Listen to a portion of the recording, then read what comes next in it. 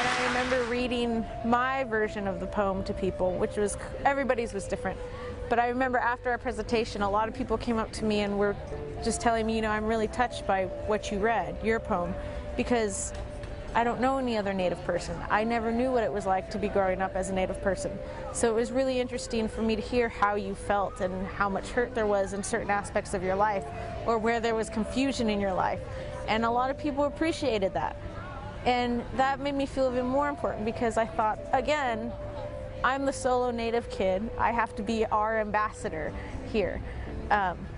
Gave me a sense of value and a sense of importance. Yeah, I can't really speak for other people, but for me that was like, DQ was the time where I felt like, you know, I kind of stepped back and looked back at Youth Focus and could say, like, you know, I'm kind of seeing where everyone's coming from now.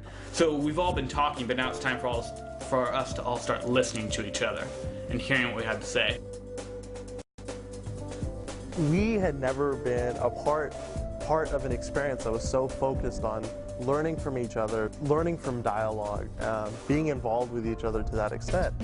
Such a great amount of diversity that you couldn't ignore people. I don't know if I've ever been on campus at DHS with this many not white people in the same room at the same time. In a lot of my classes, it's just whites and Asians, and you don't get the viewpoint of, say, what a Latino person or an African American person feels about that. Kind of demythify it, you know, it's no longer this abstract, this kind of untouchable, unmentionable. When I was a sophomore and a junior, like, since junior high, you know, okay, let's take it back. Ever since elementary school, I always knew that it was not a good thing to be a Latina. I always knew that. I always questioned if somebody didn't like me because I was Mexican. I've heard a lot of racial jokes. You know, people have told me before. I will say there's not a day that I don't experience racism, and there's not a week that I'm not followed by a cop in this town. It happens all the time. Me getting followed by the police is just something that I'm used to. It's a routine basis to me. I was like, you know, I'm Indian when I go to Powell's, and I'm totally white when I live in Davis. So it was interesting for me. Being biracial, I think it's completely different. You have to think about two cultures. You're thinking about two different ways of life. If you are in the majority group, you can ignore racial issues if you want to, because it's not something that affects you on a daily basis. When I look in the mirror in the morning, I see a black face, and I know that racism is something I might and most likely will encounter that day. I grouped people together. I had my own prejudices. I judged people as a whole. What kind of stereotypes are out there, and how definitions of racial groups, of what a white person would be, or so on, how it's not a solid definition. It's changed over the years a lot. It's really amazing to hear, like, everyone agreed. Like, everyone was like, yeah, I feel that way. Like, but that doesn't happen in class because you're by yourself and you're like, I feel that way, but no one else does. It was always a struggle for me, always trying to figure out, you know, who I was, where I belonged. Like, if I heard a joke in Davis and I tried to tell it at a powwow, those kids would be like, huh? What? Why is that funny? And vice versa.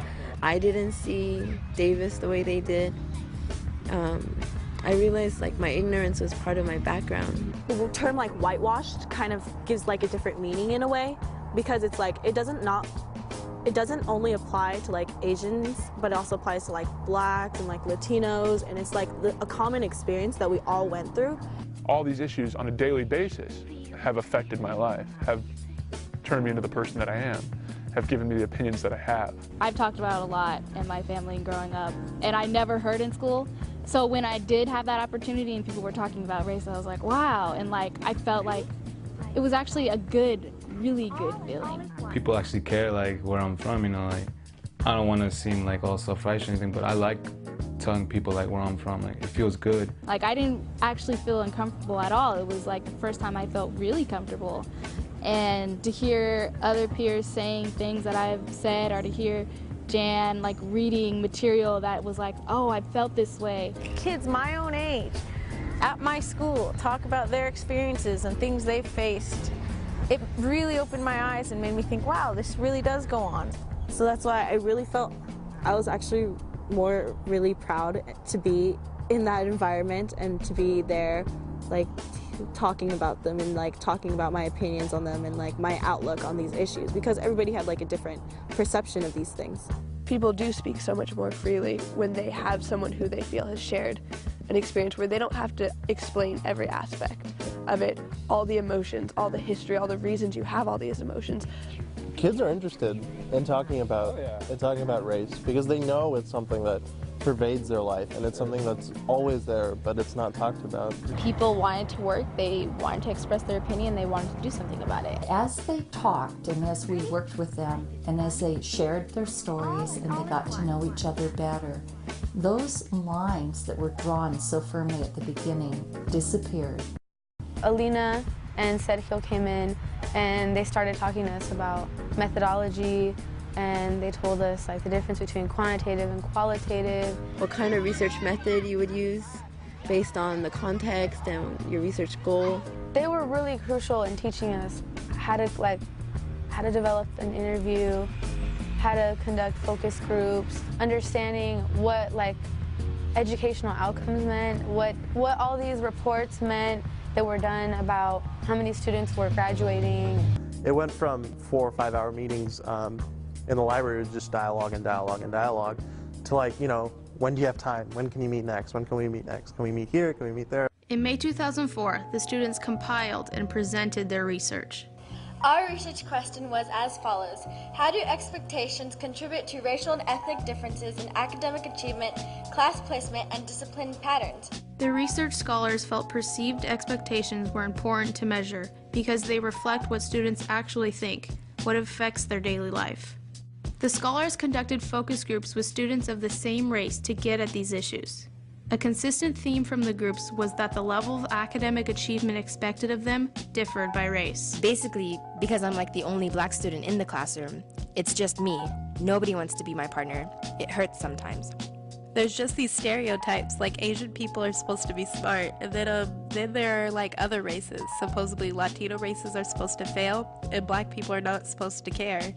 And it's just not true. It's just kind of there. But we knew that, these themes were reoccurring. They were happening for people of different races, which was something kind of important. And we wanted to explore it a little bit more. And so after we did our focus groups, we felt like, we had a lot of information, but we didn't have a lot of quantitative information. And so we decided we were going to do surveys. The written surveys created by the scholars were completed by more than 600 students. Survey findings confirmed what the scholars found in the focus groups. 25% of white students and 36% of Asian American students believe teachers expected students of their race to perform above average. Only 3% of African American and 4% of Latinos felt the same way. Results were similar for how they believed their classmates expected students of their race to perform. Similar results were found for counselors. For all three groups, the scholars believed the higher expectations that Asian American students felt others had of them was evidence of the model minority phenomenon. Sometimes the student's success or failure is attributed to his or her family's expectations. But what the scholars found is that there was a greater percentage of Black and Latino students compared to whites who felt their families expected them to achieve above average.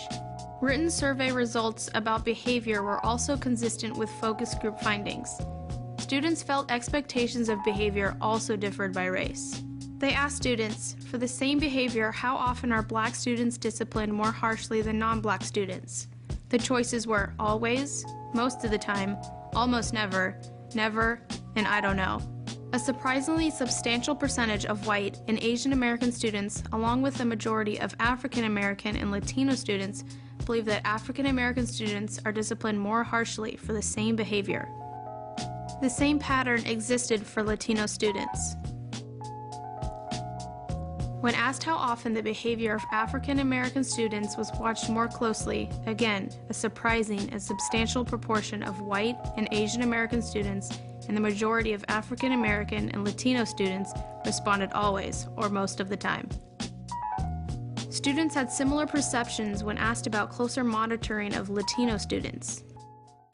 The scholars spent the next year implementing their action plans and giving presentations. In August 2004, they held an all-day youth summit in Davis and presented their data before their peers. Davis High students pledged to each take at least one new step in making their campus a better place for all students. The scholars were also invited to give expert testimony at the state capitol several times in support of bills to increase access to higher education and for hate crimes education. They explained their research to students and teachers at Sacramento State University and UC Davis. Across the state, the scholars gave presentations at Fresno, UCLA, and to the California Teachers Association in Los Angeles. Nationally, the scholars presented in Savannah, Georgia at the National Youth at Risk Conference, in Connecticut at a Community Action Research Conference, and in New York City at the American Education Research Association.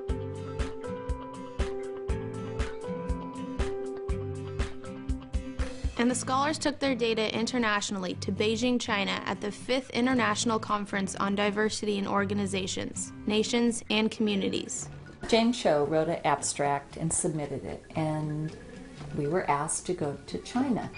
And then the year later, we are in an international conference across the sea. With China was just such a fresh, clean perspective, and it was one of the coolest experiences I've ever had. We were able to present at this multicultural conference that had people from all over the world. We really felt like we were part of a worldwide thing. Everyone was moving towards change, and we were part of it. And that was one of those times that I just felt like we were on the road to success. Like we were doing what we needed to do to make a change in Davis. People are more connected than they think across cultures and countries. You may have totally different customs, but you have a lot of the same issues and a lot of the same problems. So they presented, and some people came, not convinced they wanted to be there. In fact, they felt so many people needed to hear it, they actually asked them to present another time so they could get more people there. This whole time Jan's been trying to give us a voice, and here we were, like 2 years later, literally speaking to the world, and not just Davis. I think what they learned and what they told me was they realized the answer was within the kids. The impact that we had on so many different people from all over the world, and they had such positive things to say about what we had done. That was one of the proudest moments of my life.